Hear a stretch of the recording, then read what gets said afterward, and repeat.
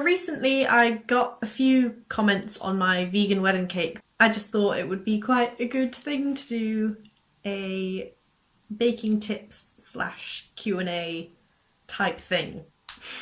As much experience as I have had in the past, I still probably can't tell you everything to do with the world of baking because I don't know everything. So some things are just going to be from my experiences and some things are things that I've learnt. Let's just get on with it. Majority of these comments were from April? I don't know how to pronounce your name, I'm so sorry.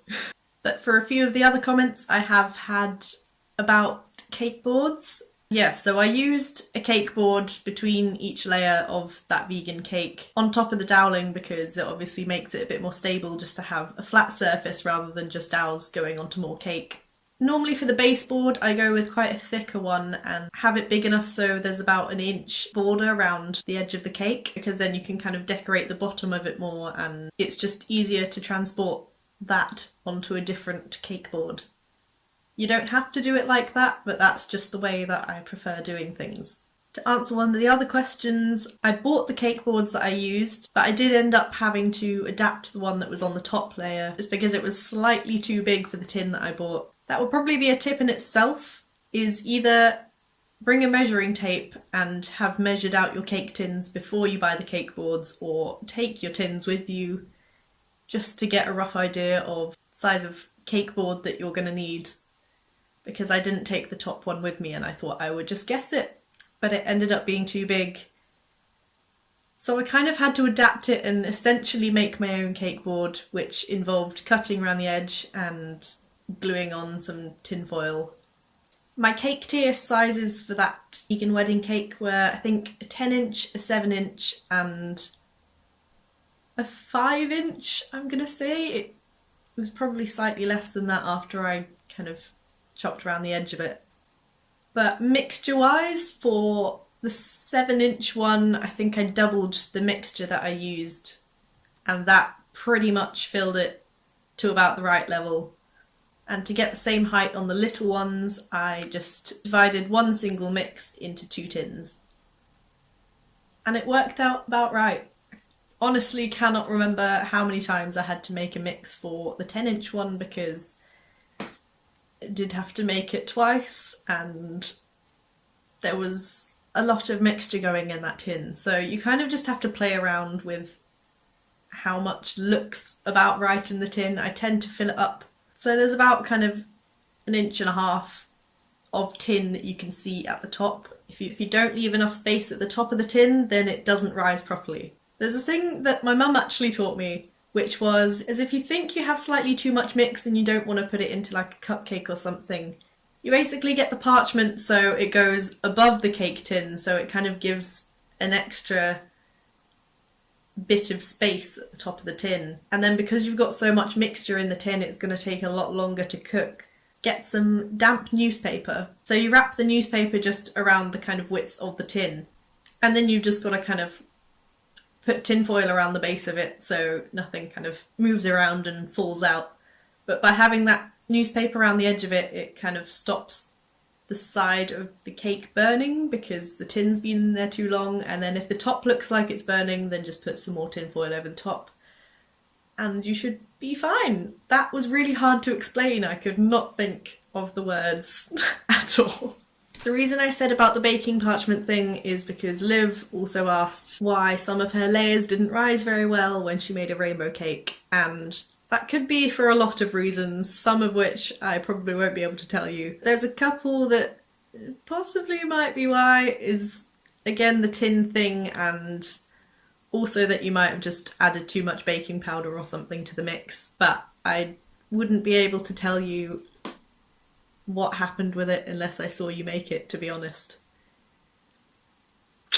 Sorry, I can't be much use on that one.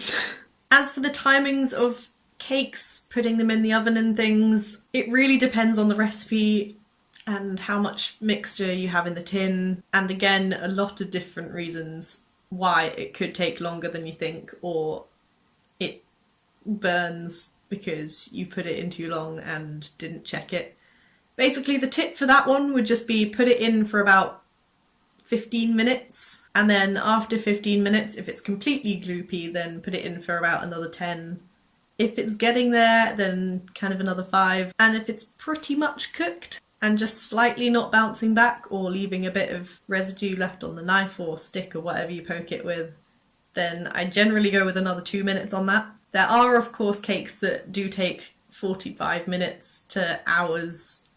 Most of the vegan cakes took, I'd say, probably over half an hour to do, but to be honest, you've just got to keep on checking them after a certain amount of time. So my base time is about 15 to 20 minutes, and then after that I just check them and kind of just play it by eye. I'm very much one of those people that just wings it, which probably isn't very good, but it tends to work out for me, so I'm really useless at being able to tell you proper timings and things, because half the time I just say when it's cooked, it's cooked. Liv also mentioned that her colour didn't really stay in the cake batter when it was cooked. And to be honest, the only thing that I can put that down to in personal experience is that you've just used the cheap food colouring that doesn't really work. The thing is with British supermarkets, their food colouring has now just gone completely downhill ever since they've gone and switched to natural food colouring. Half of the time, natural food colouring will not do the trick, or at least the natural stuff that you can just pick up. You kind of have to get the specialist food colouring, otherwise it just doesn't really have a good kind of intensity, and it's just not that great. Red is okay majority of the time, but pretty much every other colour is just a little bit watered down, and it's just not intense, it's not vibrant.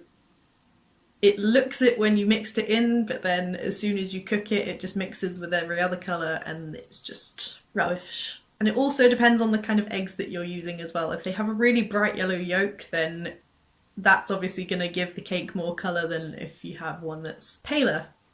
I know you can't really help that. But yeah, unfortunately, I'd just say for colour payoff, you just need a better quality food colouring. Otherwise, it's just not going to turn out how you want it to. I also got comments asking about the kind of timings of cakes and things, and I've already spoken about timings in ovens and things, but this is more to do with the timings of putting it all together and making sure that everything is ready at the same time. Basically, the more tiers you have in a cake, the more complicated and stressful and time-consuming it's going to be. Not necessarily time-consuming with the decorating part, because that can take hours for just a 1-tier cake. In comparison to a 3-tier cake, they can kind of be on the same level depending on the complexity of the design. But cooking-wise and getting everything together, it's just going to be a bit more of a challenge when you start adding more tiers to a cake.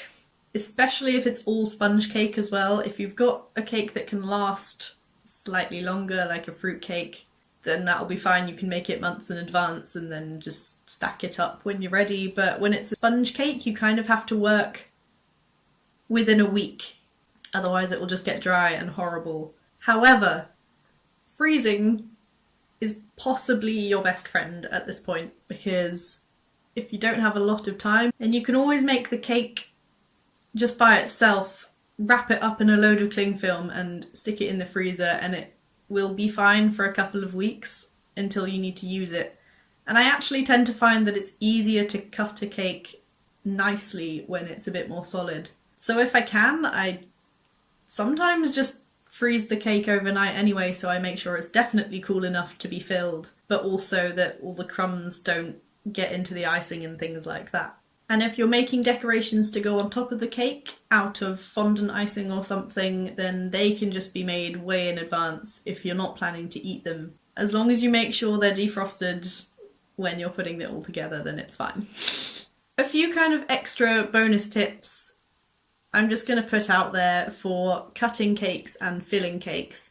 You might have noticed in a few of my videos, when I actually cut the cake, I kind of bend down so it's more at my eye level, And I'm going to be honest, if you have a cake turntable, it's possibly the best thing that will ever happen to you in your life when it comes to cutting cake, because it makes it so much easier to do. Hang on, I need some sort of visual. Okay, so it's probably easier for you to get a long knife, preferably serrated if you can. So bread knives are normally fine as long as they're sharp enough. But pastry knives, if you've got one as well as a cake turntable, are like the saviours of the baking world. This is all I have in the flat to replicate a cake right now, so you'll just have to deal with it. So I tip my head to the side, aim for where you think the middle is, and then you kind of cut through to about this point in the cake, but keep going round like that, so you keep on turning it, and you're making sure that you're at the same level all the time, and just go as slowly as you need to, because it is a little bit complicated. It's certainly complicated to explain it. And then when you've cut through all the way around, then you go through the middle of it. And then it should line up perfectly and you have equal layers in your cake. Now when you're filling them, I suggest do not go all the way to the edge. Leave a little bit of gap at the edge, because then when you put the top part on, it will then squish out to get more to the edge. And if you're putting jam in it, I suggest pipe near the edge with buttercream or whatever other filling you're using, so it kind of creates a ring border around the base part of the cake, and then you fill it with the jam. And then that's where it gets a little bit more tricky, because then you've got to ice the other side, of it, and then flip the other side and kind of gently place it on top. But it stops the jam from spilling out everywhere and ruining the cake, basically. Unless it's one of those ones where you're going for the design of jam spilling out at the edge.